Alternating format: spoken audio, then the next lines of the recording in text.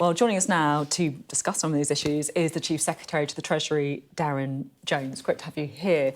So as Beth was just saying, we had over 50 abstentions from Labour MPs. What are you going to do? Is it going to be the velvet glove or the gloved fist? How are you going to handle it? Well, look, that's a normal level of people being away on ministerial business and other personal issues. Well, 52 people went away on ministerial business. Come on. If you check the numbers, it's an average number of people being away from the House for legitimate reasons. But the fact is, every Labour MP in the Parliamentary Labour Party was elected on a mandate of getting a grip of public finances and the economy. That was our first and most important promise to the electorate.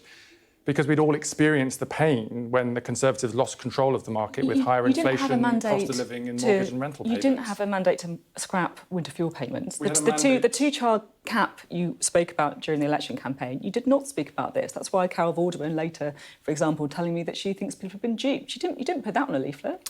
We had a mandate to get a grip of the public finances, and what we didn't know in opposition, and the public didn't know, was that the Conservatives had hidden the fact that there was £22 billion of bills coming this year they'd put no money aside for. That's the running of our health service, our GP services, our schools, our police. It is our responsibility, because we are trusted on the economy and with people's money, to be able to find the money to pay those bills, to keep our public services on running to order. That's about resetting the budget so that at the Labour budget on the 30th of October, we can start to invest in fixing the foundations and then start to deliver on our manifesto to rebuild Britain. I do want to talk about the budget in a moment, but look, you might say that there's lots of people who are away on official business or had important appointments, but it is clear that there are lots and lots of your colleagues, and you know this, who are uneasy about this because they're worried about older people in their constituencies getting cold at winter, thinking that they can't switch on the heating, sitting there in their coats, getting sick. Are you going to put in any plans to ameliorate what's happening, to make it better, to improve the safety net? I would just point people to the data. We made a very clear promise in our election manifesto after getting a grip of the economy and public finances to protect the triple lock. You'll have heard it today, but it's worth repeating. That's a £900 increase to the pension last year. It's going to be £470 increase to the pension next year. OK, so why don't you delay then? Because this is what I don't understand, right? You say that there is a £400 increase to the pension next year, which I absolutely accept. But that's not going to help people this winter. Why don't you just delay this until the pension changes come in, for example? Well, because if we did that, we'd have to find £1.5 billion from something else right now to help pay the bills that we need to pay. It's disingenuous for you to say they shouldn't worry about it because actually pensions going up next year. That's not going to help them this year, is it? Well, I don't know how you pay. I don't know how you pay for your energy bills, but you know you can phase your payments over the year for your energy consumption across the year. That's why lots of people might be in deficit on their account and build it up over the summer months. It's a perfectly normal thing for people to do. Your provider is it, doesn't it? No, I think every provider does that actually, and that's why actually payments across the year are important. And energy bills are 5% lower this winter than they were last winter. So the evidence is really clear that pensioners, which are the only group of people in society here who are protected against inflation with the triple lock promise, will be net benefit better off as a consequence of our commitment to stick to the triple lock. But I'm afraid on winter fuel payments and on, I'm afraid, other issues coming into the budget on October 30th, we are going to have to make difficult decisions to get a grip of the public finances so that we can start to invest and rebuild Britain. But that was the election mandate that we were all elected on. That's why the public trust us with the economy, and they booted out the Tories, who lost control of public spending, and we all suffered the consequences when that happened. So pensioners should stop moaning then because they're getting lots more money next year. Well, we're just pointing to the fact that we've made a commitment on the triple lock, which is generous, and it's generous in comparison to payments that other types of people get across the country. I just want to read a letter that you wrote in November 2023. You're nodding. You know where this is going. Yes, I know. This is when you were Shadow Chief Secretary to the Treasury, so you were in opposition. You were writing to Jeremy Hunt, and there was a suggestion that the Conservatives may strip winter fuel payment from some payments. Now, this is the letter. You say here, pensioners will be deeply concerned about such speculation, especially ahead of winter, and anxious that their incomes may be under threat from this government. And you tweeted to say pensioners mustn't be forced to bear the brunt of Tory economic failure. So what happened to that guy? I would point you to the date, Sophie. That date, 20th of November 2023, at that point, none of us, apart from Conservative ministers at the time, knew that they burnt through the country's overdraft, they were incurring bills they didn't have the money for, and our public services were about to fall on their knees. Now, of course, if we could afford to keep universal payments on winter fuel payment, as I set out in that letter, we would want to do so.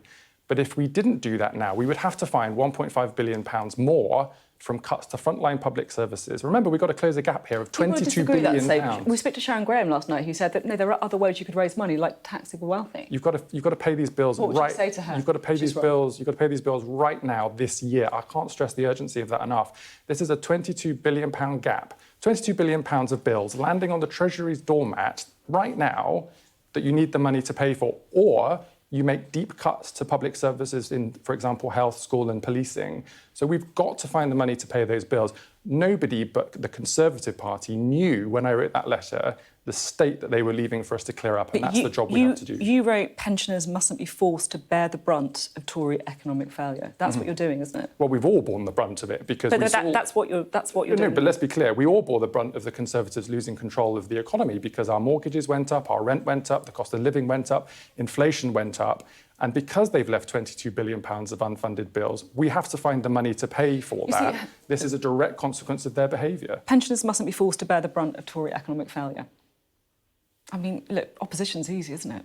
Yeah, it is. And government's harder, right? Yeah, and we are being honest with you and with the public about the difficult decisions that we have to take. The fact is, the Conservatives hid the problem and ran away by calling an early election. We are being honest about getting a grip of the public finances because that was the first and most important mandate at the election, that we can be trusted on the economy. Look, there is...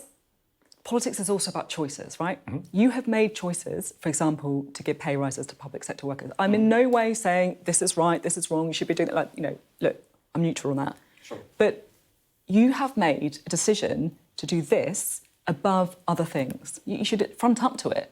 No, you're right. And the reason we made that decision is because when there are ongoing strikes in the health service, people can't get their operations or see a doctor.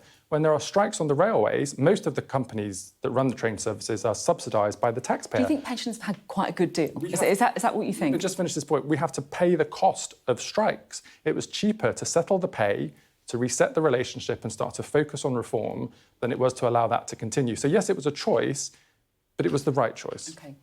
Can you give us a bit of a sense of what's going to happen in the budget? Now, I know these are always dangerous questions, but I'm talking in very general terms here. And I think that you're talking about levelling with people, you're talking about being straight with people, and I think people will want to know, because there's been a lot of doom, there's been a lot of gloom.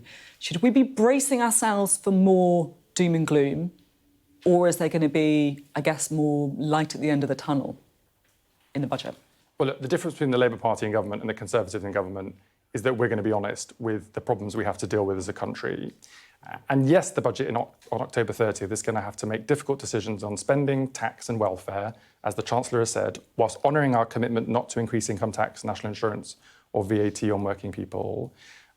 But then it will start to face the future. If you reset the budget, get it back under control, you can set out how you're going to start investing in this country to fix the foundations and over the years ahead, deliver on our manifesto to rebuild Britain. So that will come in the budget. And yes, it's hard now, and we're being very honest with people about that, but we will set out how we're going to deliver the change that we were elected on at the election in July. OK, great to have you on the programme. Thanks very much for coming on.